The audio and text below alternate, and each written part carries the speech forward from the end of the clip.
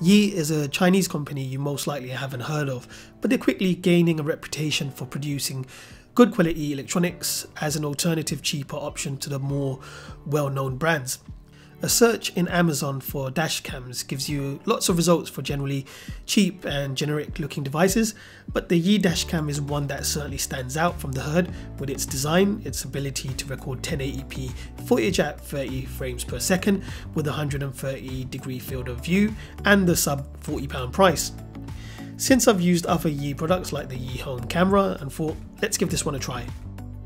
Personally, I've been using the Thinkware F800 Pro for over a year, which to be honest costs substantially more than this one, so it will be interesting to see how the Yi Dashcam performs in comparison. So with that said, let's get on with the review.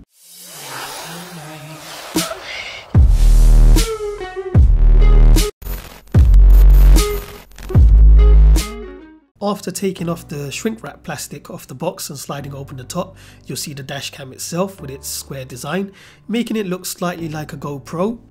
It feels like a good quality camera. It's not especially heavy, it's very light actually, but it still feels solid. Certainly doesn't feel cheap. You have the usual guide or manual, a thank you card with all of Yi's social media accounts listed, a micro USB power cord, a bracket mount for the dashcam with 3M adhesive on the back. I'm not going to use this as it's tough removing 3M adhesive off glass without leaving any residue.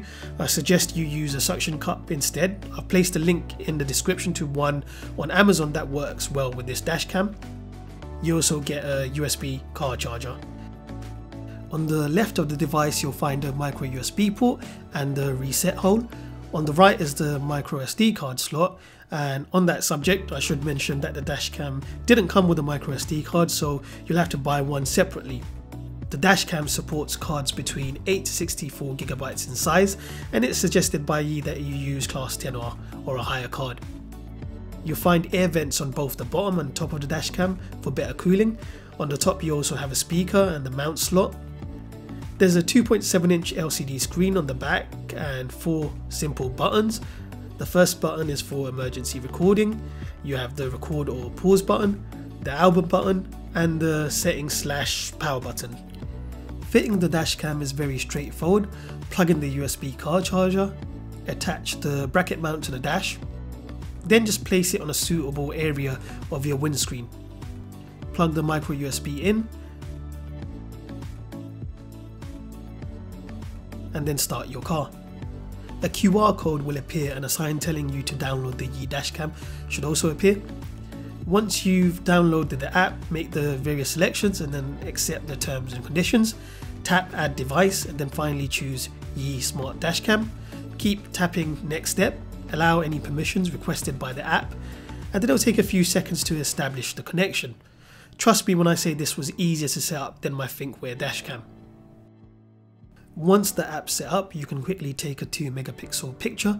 It's not the best quality but could come in handy when you're in a pinch. The app also allows you to browse the recorded footage on the dashcam. It's arranged nicely by date and time. You're able to play back any of these recordings and of course have the ability to download the clips if you want, although the download speed isn't that great. You can go through the various settings and make changes on the dashcam itself, but it's much easier to do it through the app. You can choose from 2 different resolutions. As video is recorded in loop, you can choose the length of each clip, either 1 minute or 3 minutes. You can adjust the G-sensor sensitivity, remove the timestamp. You can also remove the Yi logo watermark. So here you can see on the top left the logo. By toggling that off, you can see the watermark has gone. You also have the ability to choose how long you want the LCD on a dashcam to stay on for. Drivers who are easily distracted should be or would be advised to lower that time. Of course, you have other settings here, all of which are self-explanatory. So the Yi Dashcam app is very easy to use, the UI is definitely user-friendly, and anyone should be able to find their way around the app without having to read the manual. So now I'll take the car out for a drive and we'll check out some sample footage, as that's what you're all most likely here for. At its maximum resolution of 1080p at 30 frames per second, the footage is clear and very fluid. Sure, it's not mind-blowing in any way and isn't going to compete with what you would get with a GoPro or even your phone, but compare it with a dashcam that costs significantly more in price and you'll see the quality isn't significantly worse. Both cameras are producing fairly comparable results, although the Yi is just slightly less exposed, most likely due to its smaller aperture of f2.0. At this point I'm actually wondering, why did I pay so much for the Thinkware when I could have purchased the Yi? Now, as this metallic grey Lexus passes me by on the right, you'll notice that if I crop and zoom into the frame, the Yi produces a much grainier footage, but nevertheless the number plate is readable, and that's a very important thing to consider when buying any dashcam. Of course, even the worst camera can perform good in bright conditions, so how does the Yi do at night? At first glance the footage looks fairly good and there isn't really much to complain about. Everything in the frame is visible, albeit slightly blurry and lacking in detail.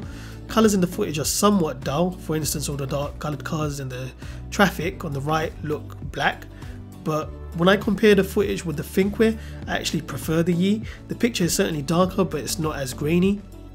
Now as I approach this taxi on the right, cropping and zooming into the number plate, it becomes evident the Yi is lacking in detail. There's nothing there. You can't distinguish anything from that, it's a total blur. Again, as I move towards a slower moving car, you can see the number plate is blurry with the Yi. Not even CSI would be able to enhance it enough to make it readable. So the only thing clear about the nighttime footage from the Yi is the fact that although at first look the picture isn't bad, it's definitely lacking in detail. Other than number plates not being visible, the footage produced by the Yi is still usable. Hi guys, so here you have sample footage taken in slightly worse conditions. It's dark and it's raining. Mind you, it's not heavy rain, it's still rain though. Let me know what the footage looks like to you.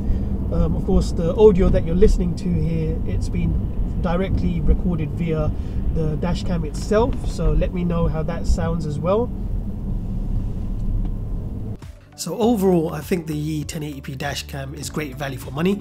It's definitely inexpensive, and from the footage you've seen, it's better than other dashcams I've seen in slightly higher price brackets. During the day, the footage is comparable to the more expensive Thinkware F800 Pro, although the nighttime footage is what lets it down. Not being able to capture number plates at night could be considered a deal breaker by many, but at the price it's going for, it's doing a decent job, and it's still better than not having a dashcam at all. The application is easy to use with a simple menu layout, so even those not very tech savvy should have no problems operating it. In my time testing the Yi dashcam, I've had no issues with freezing or crashes. It operated smoothly without overheating. Its general performance is so good that you would never guess it's sub £40. Other than nighttime recording quality, if there's anything else to complain about, it would be that they should have included a suction cup mount and a micro SD card. The dashcam lacks GPS, but that's not a huge surprise considering the price.